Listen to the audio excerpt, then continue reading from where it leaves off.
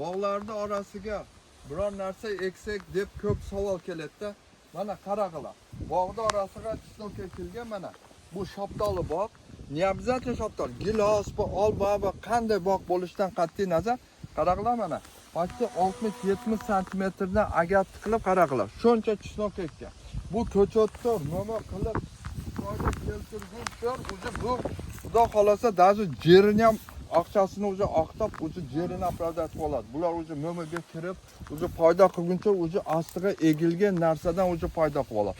O'shoga hurmatli jamoat, bog' tikib, beda egam, cho'p egam, makka ekib, bunday bor. Mana kerakdi, qora ekan, yaxshi foyda keltira turgan mana pomidor va bodring va chesnok va boshqa narsa, shu foyda keltira turgan narsalarni ekkanga harakat qilaylik. Qaranglar, qavat bitta cho'p yo'q, mana qancha daromad qilinadi.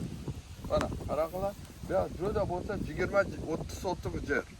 O'shoga hurmatli jamoat orasiga nima eksak deb, devasdan ekkila, tikkila, qig'ila foydalaninglar. Mana qanaqa maslahat kerak bo'lsa biz bilganimizni aytamiz, bilmaganimizni birgalikda izlashib o'rganaylik. Sog' bo'linglar, omon bo'linglar. Ishlaringizga igilik, cho'ntaklaringizga Alloh baraka bersin. Video yoqqan bo'lsa like-dan bosasiz, podpiska etmaganlar podpisatsiya etib qo'yinglar.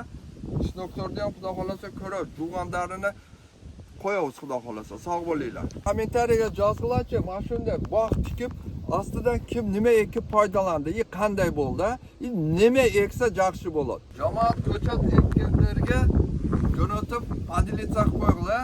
Shunda foydalansa bo'ladi ekan deb, yo ko'chat ega turganlarga ham jo'natib qo'yinglar.